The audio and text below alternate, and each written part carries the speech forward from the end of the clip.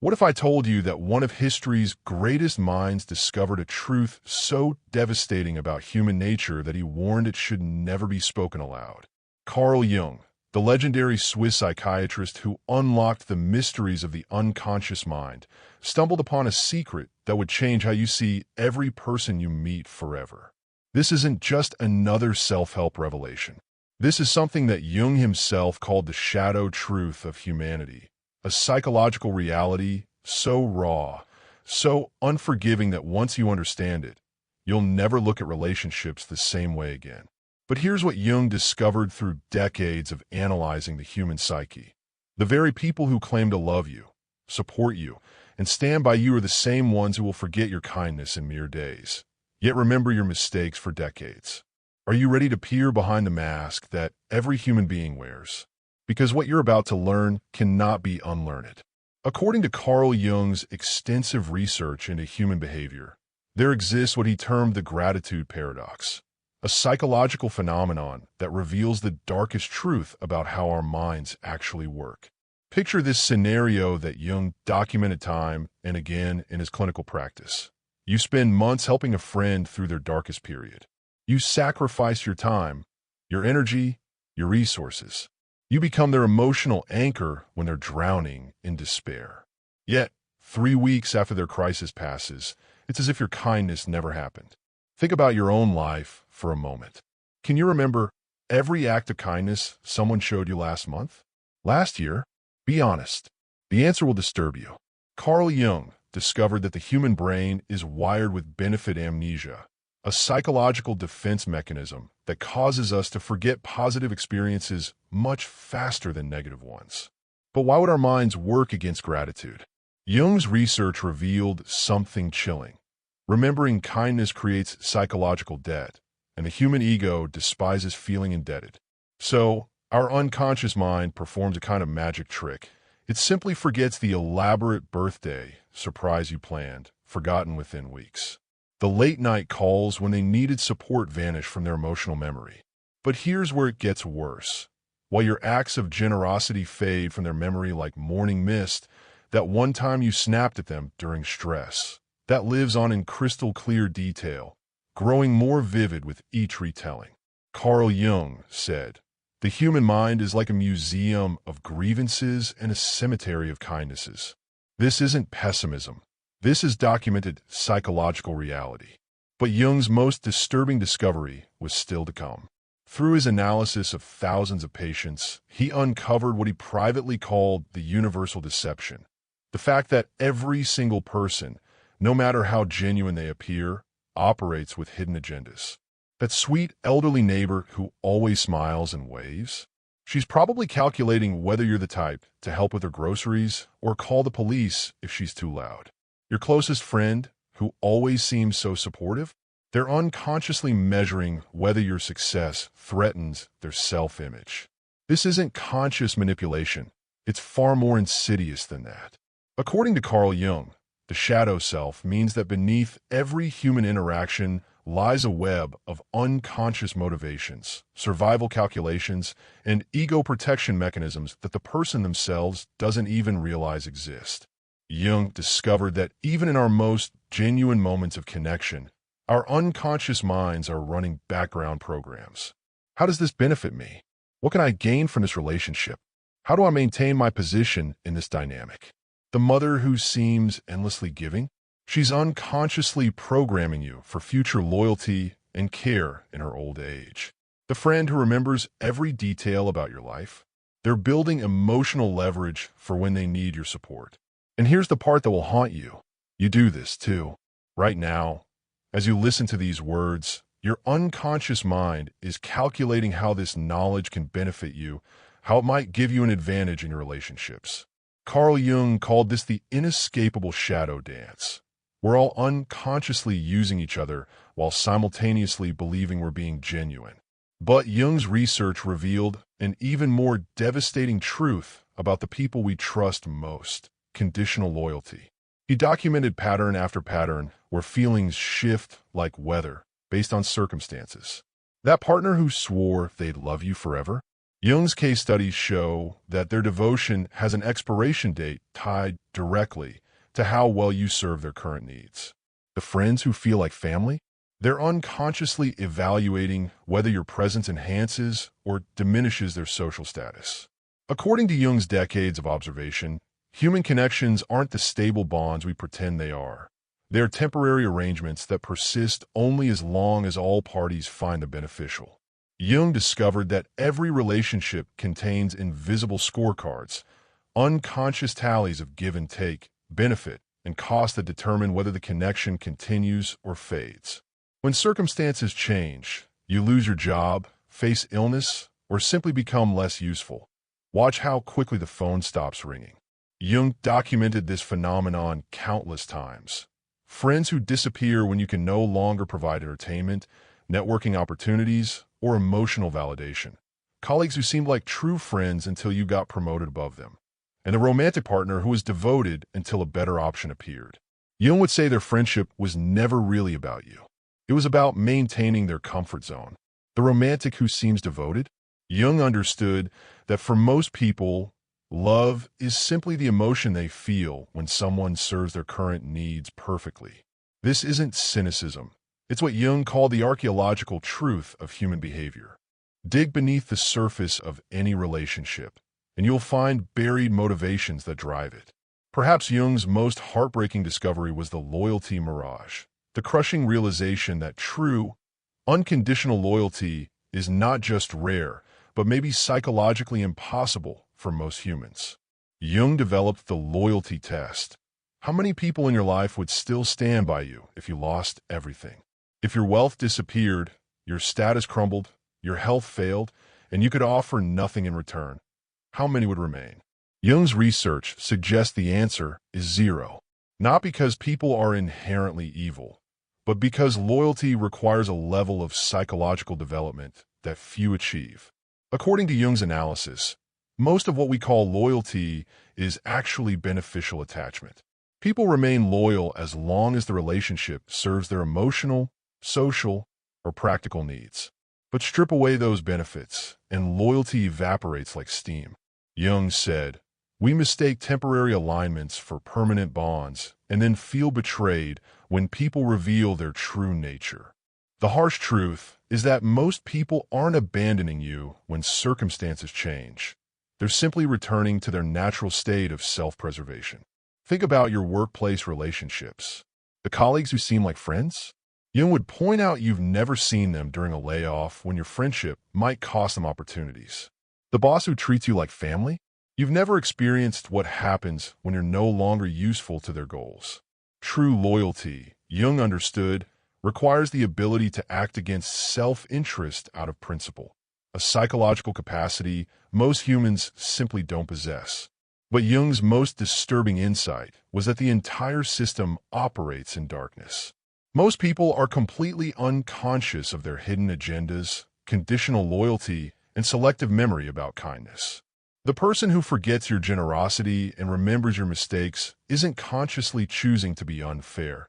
They literally cannot see their own patterns. Their shadow self, the part of their psyche they refuse to acknowledge, runs the show, while their conscious mind tells a different story. This is why confronting people about these behaviors is futile. You're trying to make them conscious of patterns their entire psychological structure is designed to keep hidden. Carl Jung discovered that humans possess what he called the nobility narrative, an unconscious story we tell ourselves about our own goodness while engaging in the very behaviors we condemn in others. The friend who abandons you during crisis? They tell themselves they're protecting their energy. The colleague who sabotages you? They believe they're being strategic.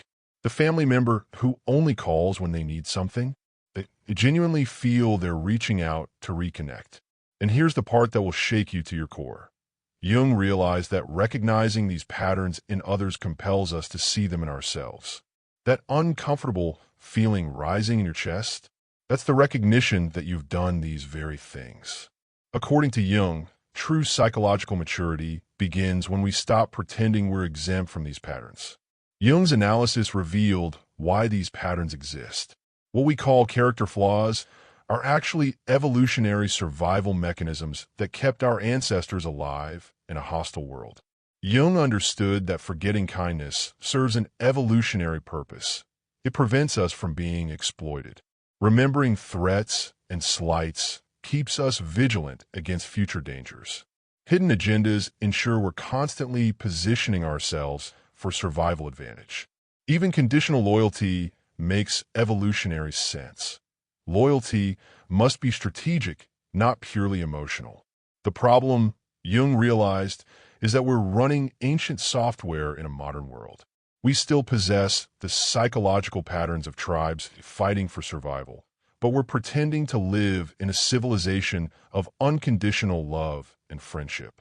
This disconnect creates what Jung called the authenticity crisis. We can't be genuinely good, but we can't admit we're naturally calculating. So, what was Jung's ultimate secret? The truth he said should be taken to the grave?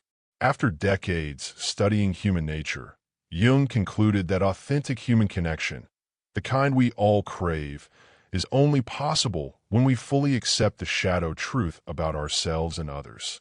We must love people not despite their calculating nature, but because of their honest humanity. The secret Jung discovered is this: the path to genuine relationships isn't through pretending people are better than they are, but through accepting them as they actually are, unconsciously self-interested, conditionally loyal, psychologically programmed for survival first. Jung found that when we stop expecting people to be selflessly devoted, we can finally appreciate moments of genuine generosity. When we understand loyalty is rare and conditional, we can treasure it when we find authenticity. This doesn't make us cynical, it makes us realistic. In reality, Jung discovered, is the only foundation upon which genuine love can be built. This knowledge changes everything. You'll stop being devastated when people forget your kindness, because you'll understand the psychological mechanism at work. You'll recognize hidden agendas without taking them personally, because you'll see them as universal human programming. You'll prepare for conditional loyalty without becoming bitter, because you'll understand it's simply how most humans operate. Carl Jung lived the final decades of his life with this shadow knowledge, and it transformed how he approached every human relationship.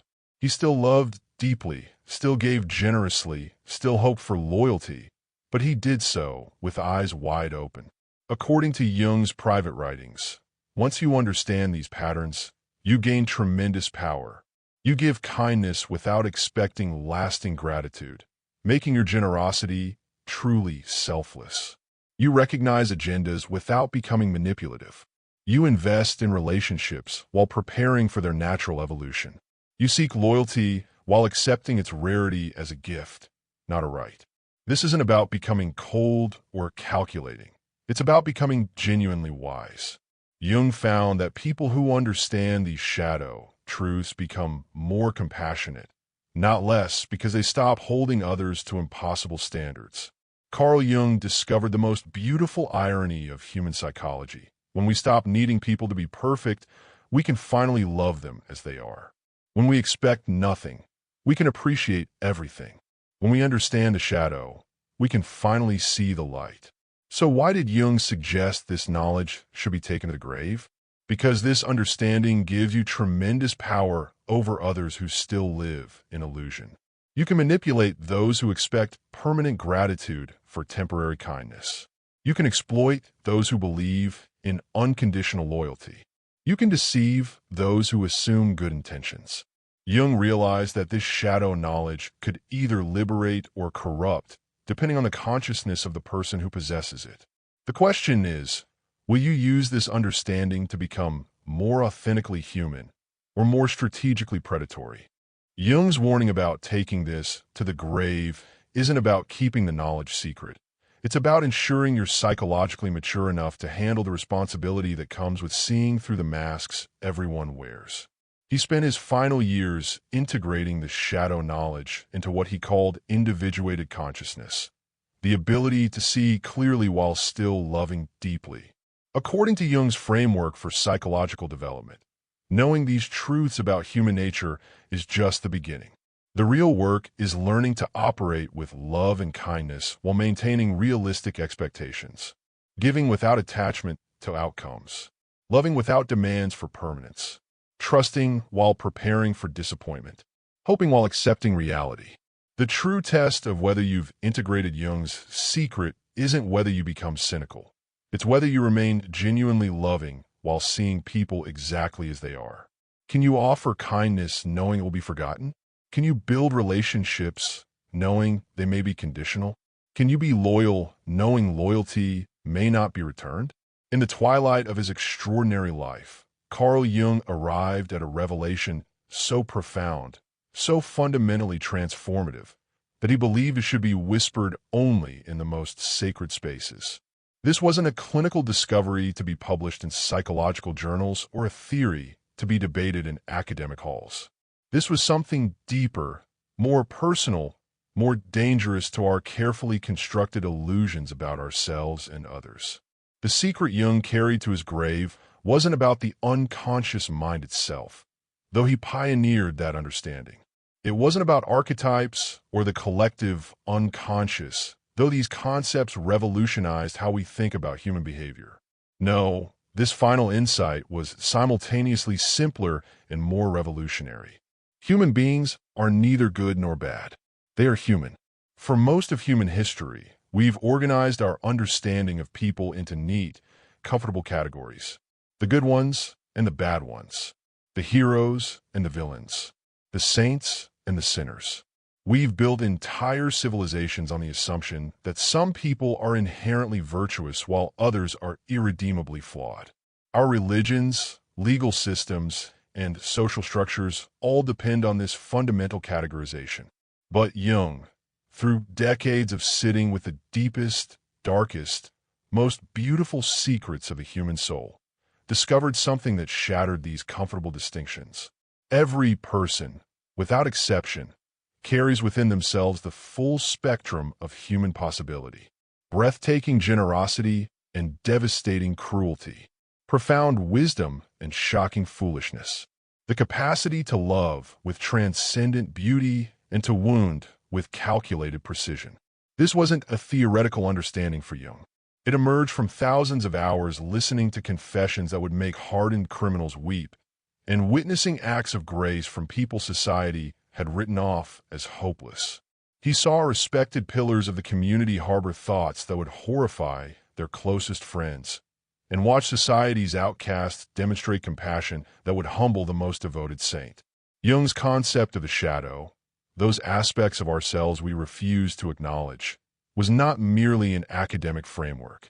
It was a lived recognition that every human being contains multitudes. The most generous person you know has moments of startling selfishness. The most honest individual you've encountered has lied when it served their purposes. The most loving parent has felt flashes of resentment toward their children. But here's where Jung's insight becomes truly revolutionary. This isn't a bug in human nature. It's a feature. The shadow isn't something to be eliminated or overcome. It's something to be acknowledged, integrated, and ultimately accepted as part of what makes us magnificently, tragically, completely human. The person who has never acknowledged their capacity for cruelty is infinitely more dangerous than the person who knows they could be cruel and chooses not to be. The individual who believes they are incapable of selfishness will act selfishly while convinced they are being noble. The one who thinks they are beyond deception will lie to themselves so completely that they lose touch with reality itself. Most of our suffering in relationships comes not from people's actions, but from the collision between who people actually are and who we need them to be. We fall in love with potential. We befriend projections. We trust fantasies and then feel betrayed when reality intrudes. Jung discovered that this pattern of expectation and disappointment is not just unfortunate. It's the fundamental barrier to authentic connection. When we love someone for who we think they should be, we are not loving them at all. We are loving our own projection, our own need, our own carefully constructed illusion. The wife who expects her husband to always be strong will be devastated when he shows vulnerability. The friend who needs their companion to be perpetually positive will feel abandoned when that person experiences depression. The parent who requires their child to be an extension of their own unfulfilled dreams will experience every act of independence as a personal rejection. But what if, and this was Jung's revolutionary proposition, we could love people not despite their contradictions, but because of their full humanity? What if we could connect with others not by demanding they meet our expectations, but by accepting them as the beautifully flawed, magnificently complex beings they actually are? Perhaps the most difficult part of Jung's insight to accept is the recognition that even our noblest impulses often serve hidden purposes. The person who gives generously may be buying approval. The individual who always helps others might be avoiding their own problems. The one who never asks for anything could be maintaining a position of moral superiority. This doesn't make generosity false or help meaningless. It makes them human. It acknowledges that we are complex beings whose motivations are rarely pure, whose actions serve multiple purposes simultaneously, and whose hearts contain mixtures of selflessness and self-interest that we ourselves don't fully understand. Jung found that people torture themselves trying to determine whether their good deeds are truly altruistic or secretly selfish, as if the presence of self-interest invalidates the reality of their compassion. But this binary thinking misses the profound truth. We are capable of being simultaneously self-serving and genuinely caring. Our love can be real even when it also meets our needs. Our help can be meaningful even when it also makes us feel good about ourselves. The liberation Jung discovered comes not from finding perfect people to love, but from learning to love imperfect people perfectly. This kind of love doesn't require the other person to be anything other than what they are. It doesn't demand perfection or the fulfillment of our deepest needs. It simply sees, accepts, and cherishes the full, complicated, contradictory reality of another human being. This is perhaps the most challenging form of love because it requires us to give up our most cherished illusions. It means loving your partner even when you fully understand their capacity for selfishness. It means caring for your friend while acknowledging their ability to be thoughtless. It means accepting your family members knowing they will sometimes disappoint you, hurt you, and fail to meet your expectations. But Jung discovered that this kind of clear-eyed love is also the most durable. It cannot be destroyed by disappointment because it never depended on illusion. It cannot be shattered by betrayal because it was built on the recognition that betrayal is possible. It cannot be undermined by human failings because it was founded on the acceptance of human limitation. When we truly understand that people are human, not perfect, not capable of meeting all our needs, we become free to give without the hidden expectation of return. Our generosity becomes a gift to ourselves as much as to others because it expresses our own capacity for love rather than our hope for reciprocation. The person who helps others because they accept that others might not help them in return discovers a different kind of satisfaction. The individual who loves without demanding love back experiences a different kind of fulfillment. The one who gives without keeping score finds a different kind of peace. This doesn't mean becoming a doormat or accepting abuse. It means giving from fullness, not emptiness, from choice, not from compulsion, and from acceptance, not hope that our giving will change others into who we need them to be. Perhaps the most profound aspect of Jung's insight is how it transforms our capacity for genuine connection. When we stop relating to our projections of who people should be and start connecting with who they actually are, something remarkable happens. We meet them in reality, rather than in our imagination. This means seeing your partner's fear behind their anger, your friend's insecurity behind their boastfulness, your parents' love behind their criticism. It means recognizing that the person who hurt you is probably acting from their own pain, that the one who disappointed you is likely struggling with their own limitations, and that the individual who let you down was perhaps carrying burdens you knew nothing about. This kind of connection is messier than our fantasies, but infinitely more real. It's built on truth rather than hope, on acceptance rather than potential, on what is rather than what might be. And paradoxically, It's in this acceptance of people's limitations that we often witness their greatest capacity for transcendence. Jung believed this insight should be taken to the grave, not because it was shameful, but because it was sacred. It's knowledge that changes everything. How we see others, how we understand ourselves, how we navigate the complex web of human relationships. Once you truly see that people are neither good nor bad, but simply human, you cannot unknow it. You cannot unsee the beautiful complexity that exists within every person you encounter. This knowledge follows you into every conversation, every conflict, every moment of connection. It whispers its truth when you're angry at someone's selfishness, reminding you of your own capacity for self-interest. It speaks up when you're disappointed by another's weakness, pointing to your own vulnerabilities. It offers perspective when you're hurt by someone's thoughtlessness, helping you remember the times you've been thoughtless yourself. But Jung would tell you that this isn't a burden, it's liberation. Because now you can finally love people as they actually are instead of who you needed them to be. You can connect without the exhausting work of trying to change others. You can give without the hidden agenda of getting something in return. You can accept without the secret hope that your acceptance will transform them into someone different. According to one of history's greatest students of human nature, this kind of clear-eyed, illusion-free love is the closest thing to authentic connection that exists in this world. It's love that sees clearly and chooses to love anyway. It's connection that acknowledges limitation and connects despite it. It's acceptance that recognizes flaws and accepts because of them, not in spite of them. This is not the love of fairy tales or romantic comedies. It's not the connection promised by self-help books or inspirational speakers. It's something more difficult and more real. The love that emerges when we stop trying to find perfect people and start learning to love imperfect people with complete authenticity.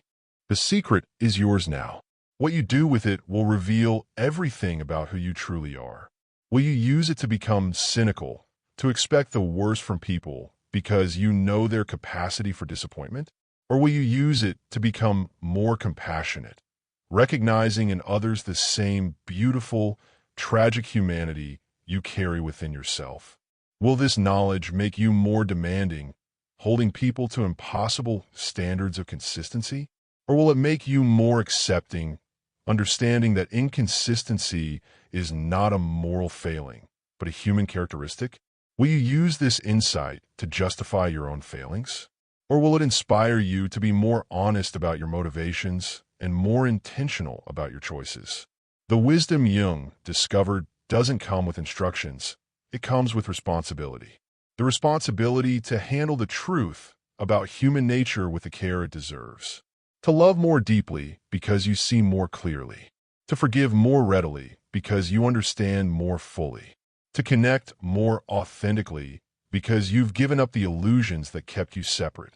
Remember, Jung said to take this to your grave, not because it's shameful, but because it's sacred. Handle it with the wisdom it deserves.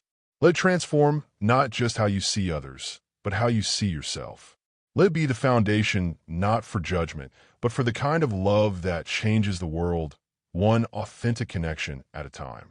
In the end, perhaps this is Jung's greatest gift, the recognition that our humanity, in all its contradiction, complexity, and imperfection, is not something to be overcome, but something to be embraced.